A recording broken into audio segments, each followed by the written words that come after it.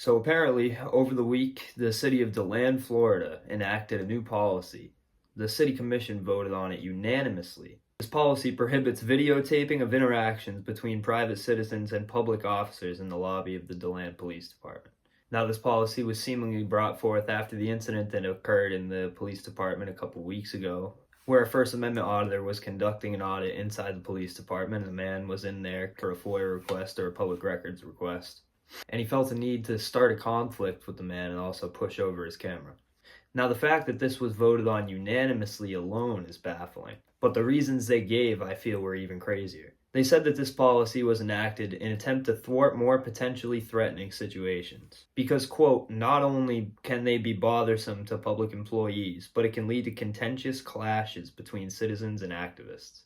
The city attorney, Darren Elkin, even doubled down on the city's actions and statements, saying that while the law does allow for recording of public employees servicing private citizens in public spaces, we believe there is also some expectation of privacy when they are dealing with public employees, including if people are reporting crimes of a sensitive nature. Now, with that statement, I do agree, but I do not think that restricting First Amendment rights in a public space and also putting that burden on the citizen is the way to go. I feel that if somebody feels uncomfortable and they don't want to be sharing private information or the information of the situation that they have to deal with, then it should be up to the building to provide that sort of privacy and confidentiality to that person.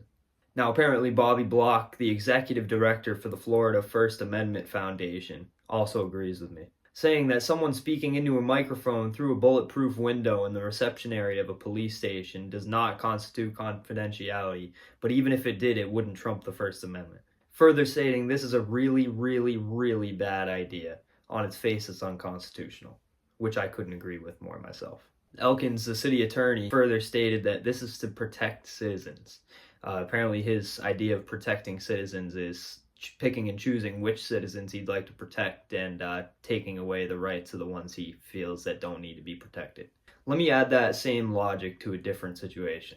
If a man were to walk in representing a church trying to sell their Bibles to the police department so people could, in the public areas, read the Word of God, and this man felt the need to start the conflict with that same person trying to sell the Bibles, first off, would it give that man the right to start a conflict with him and try to start a physical altercation?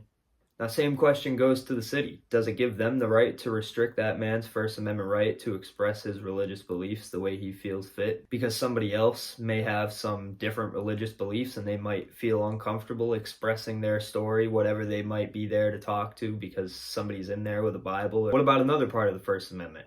Would it give somebody the right to start a conflict if they were in the same office redressing their government, saying how much they hate the state and the city's actions the way they might be conducting the government there, and somebody is there who represented the United States in the war and went to war for this country, and they wholeheartedly stand by the government? Does it give them the right to get upset or uncomfortable because somebody is there expressing their arguments with the government?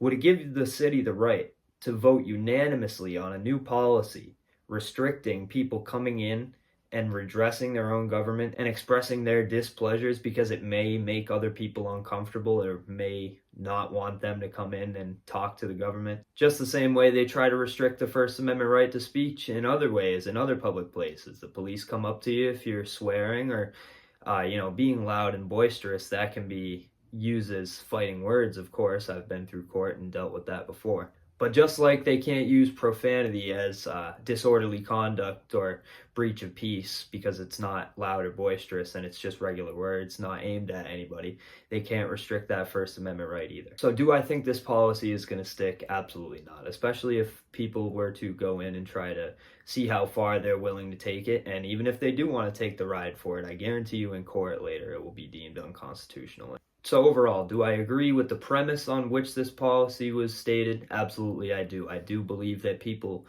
have a right to privacy in those public places, but if they feel uncomfortable sharing stories, they could always withhold some of the information and say that it's pertinent information and they can't give it out in the public and they need to speak with somebody in the back. Or the building should be able to accommodate those needs for those types of people.